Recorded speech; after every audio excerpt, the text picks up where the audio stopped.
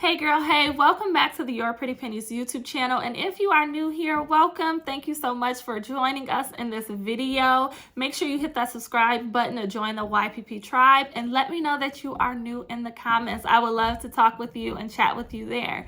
So today's topic, we are going to be talking about ways in which you can stay active in your finances and playing an active role. I know this is a topic that not all of us was raised on. It wasn't really taught very well in school. And so sometimes we just got to piece the things together as we go along. I know for me, after paying off over $60,000 in less than 2 years as a single mother years back, that I did not have that financial information ingrained in me once I became an adult. And so for me, it was definitely researching, studying, learning, or relearning, unlearning some financial habits that I had. And so I just want to share with you things that I do to play an active role in my finances that keeps me on my A game when it comes to my finances.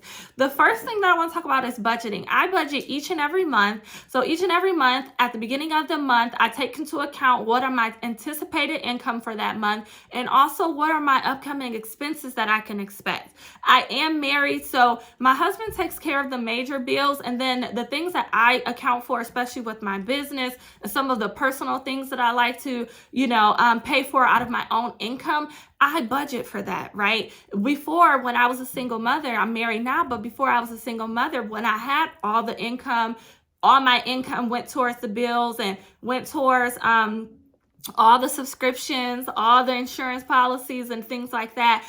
Budgeting was extremely important for me, right? And so make sure each and every month you're looking at what can you expect for that month. What income are you anticipating? What expenses, whose birthdays are coming up? What holidays are coming up? What bills are due? If you have any irregular expenses, if you have any irregular income. It's February 11th. Happy birthday to me. If you didn't know, today's my birthday. I turned 33. Tax season is coming up. For some of us, we have to pay into taxes. For some of us, we're going to get a tax refund. So that needs to be noted in your budget so you can kind of plan accordingly what you're going to do with that money, or plan according to have some of that money that you have coming in going towards a tax bill, right? So budgeting is so important. And then when it comes to budgeting, you don't just set it and forget it, right? You need to make sure that you are checking in with what you said you were going to do with your money at the top of the month. You got to check in with that budget throughout the week, each week, for the rest of the month, right? Because if you say you're going to spend $500 in groceries and then you forget that you allocated only $500 and then you spend $600 or $750 in groceries and dining out, then you are cutting off your ability to achieve a financial goal or to pay off something else, right? So checking in with your budget, creating your budget, number one, but then checking in with it is so important. Next thing, checking your accounts. So this comes to checking accounts, savings accounts, retirement accounts, investment accounts, all those different things that we have like the mobile apps for.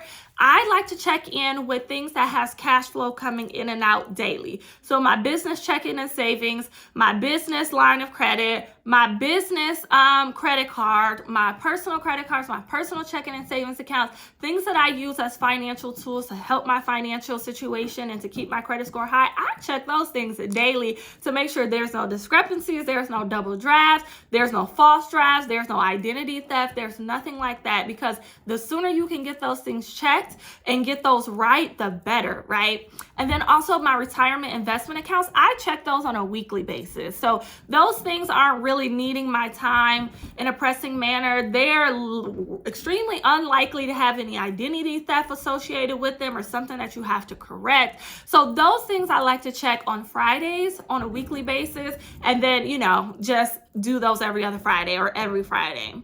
The next thing I want to talk about is tracking and analyzing your expenses. This is big. So a lot of times people think that tracking or writing down what you've spent when you go to, how much you spent when you went to the store, when you went to the mall, or whatever when you got car repairs done or whatever, you write down your expenses.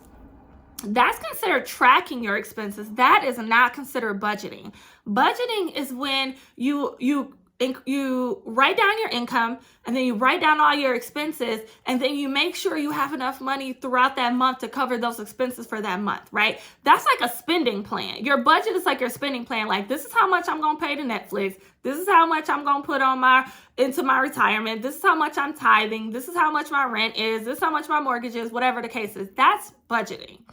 Tracking your expenses is you really getting a good idea of what you do when it comes to money and how you manage money and how you spend money and what are your triggers, what are your weaknesses, where do you like to spend money at, where you're overspending. This is like the behavioral part of finances, right?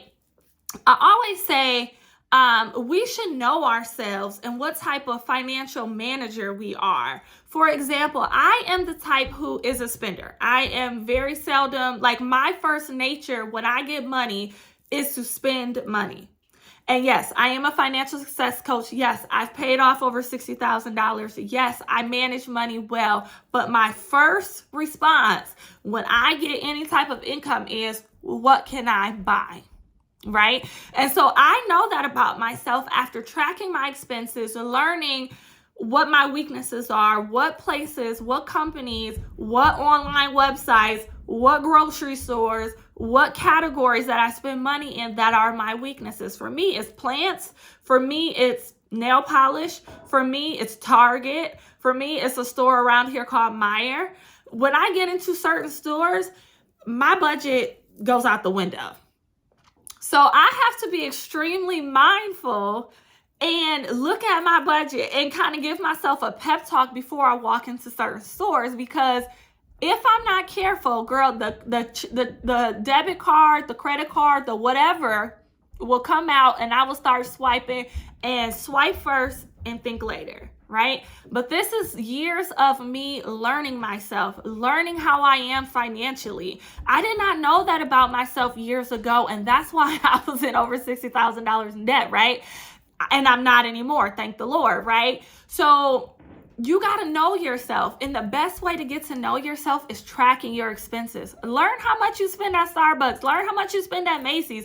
Learn how much you spend at your favorite online boutique. Learn if you're a spender during the week and you spend a lot of money on food, or if you're in the weekend and you spend a lot of money at the grocery store or at Target or at the mall. Like, you need to learn yourself, learn your triggers so you can better manage money and be able to stick to your budget and not blow it each and every time you get to a place of weakness, right?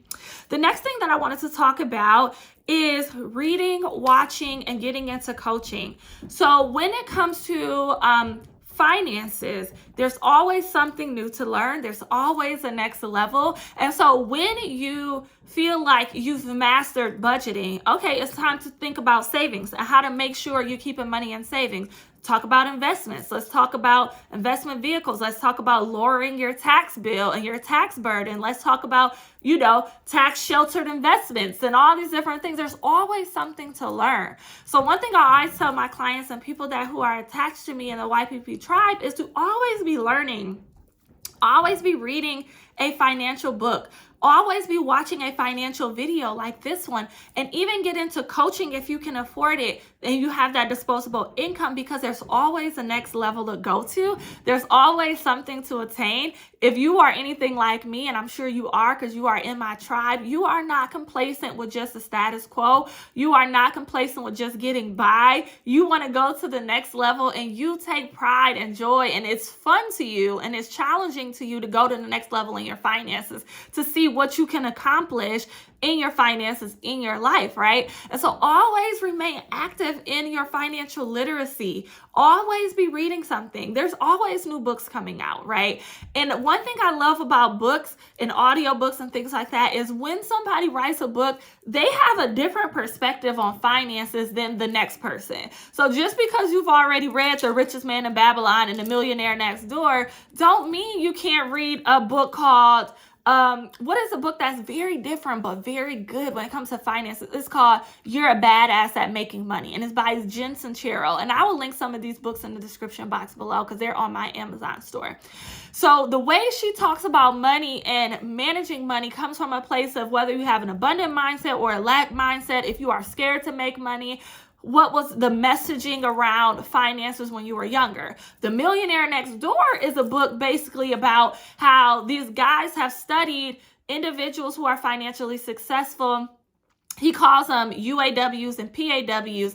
And basically it's people who earn a lot of money, but they spend a lot of money. And it's people who earn a moderate to low amount of money, but they save and invest a lot of money. And so like just the nuances of, oh yeah, you might think the person who's making more money is more successful in life and in their finances, but actually they're the ones that's riddled with debt. They're the ones that's robbing Peter to pay Paul. They're the one that's financially strapped than the people who make a less amount of money, but they're more financially savvy with their money. They're the ones that are experiencing financial freedom. They're the one that has that margin to do whatever they want. They're the ones that pay less in taxes each year. They're the ones that's retiring rich, right?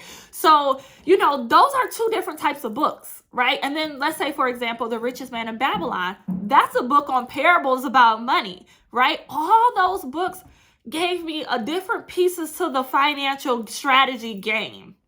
And so I didn't read just two books and think, oh yeah, I know everything there is about money. No, I'm constantly getting new perspectives, new takes on how to manage my money, how to view money, how to increase my money, how to overcome different mindset blocks and different things that I learned in childhood when it came to money. Like I'm constantly playing an active role in my financial literacy and constantly trying to level up to the next level in what I know about money.